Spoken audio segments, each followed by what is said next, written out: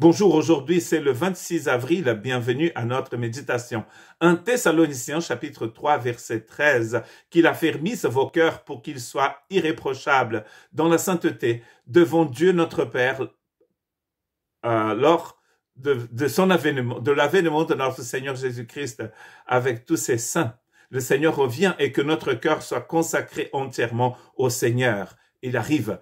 Et ce qui est très intéressant dans Jean chapitre 17, verset 19, c'est que nous comprenons, c'est par le sacrifice du Christ que nous sommes donc consacrés, que nous sommes mis à part, que nous sommes sanctifiés.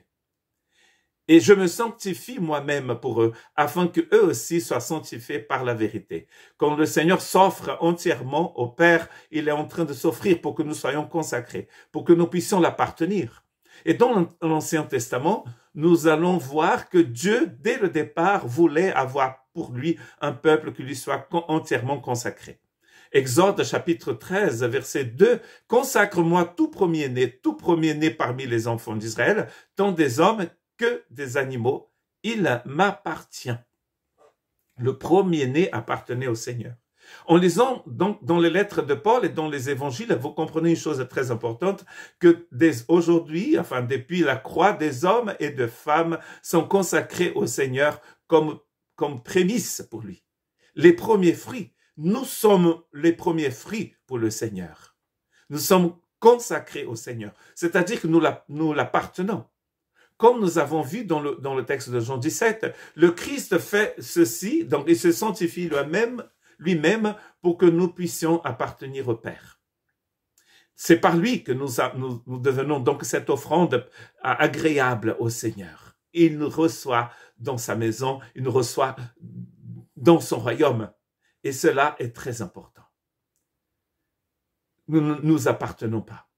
Il n'y avait pas que les personnes qui étaient consacrées dans le livre d'Exode, des choses aussi, des lieux aussi étaient consacrés. Exode 26, 29, 44, « Je sanctifierai la tente d'assignation et l'autel. Je sanctifierai Aaron et ses fils pour qu'ils soient à mon service dans le sacerdoce. » Donc cela veut dire aussi qu'il avait un endroit qui était sanctifié, qui appartenait au Seigneur. Et tous ceux qui s'y passaient appartenaient au Seigneur. On peut dire que l'Église, elle a été sanctifiée comme, pas le bâtiment, mais les gens, les personnes, mais toutes les choses que nous recevons aussi appartiennent au Seigneur.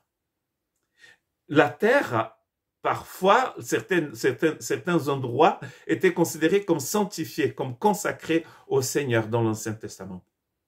L'oxygène que nous respirons nous a été donné par le Seigneur. C'est écrit que nous n'avons rien, nous ne possédons rien que nous a pas été donné. Nous avons tout reçu du Seigneur. Et nous devons lui donner tout ce dont nous possédons, comme s'il nous donne et nous lui disons, ça t'appartient, parce que finalement, ça appartient au Seigneur. Rien ne nous appartient. Et cela est très bien, parce que nous sommes des êtres qui sont vraiment très égocentriques souvent. Nous voulons posséder, nous battons pour des choses, nous faisons des guerres pour des morceaux de terre.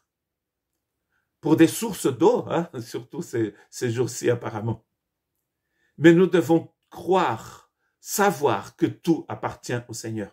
Tout lui a été consacré. Et en attendant le retour du Christ, quelle devrait être notre posture ici? Comment nous devons regarder, voir ces choses qui sont consacrées au Seigneur?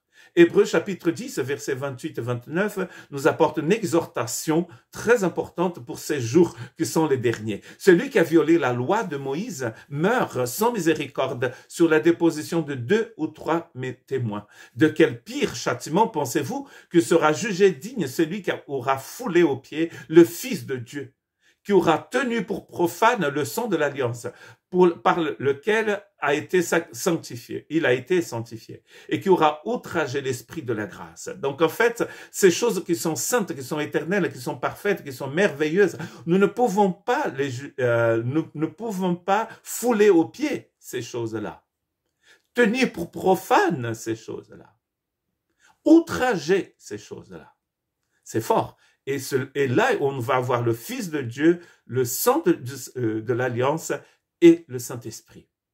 Nous ne pouvons pas ne pas penser que ces choses sont d'une très grande importance dans notre vie. C'est la première chose, en fait. Notre engagement envers le Seigneur, c'est la chose la plus importante. C'est pour ça que Jésus va nous dire ce matin, cherchez d'abord le royaume de Dieu et sa justice. Que Dieu vous bénisse.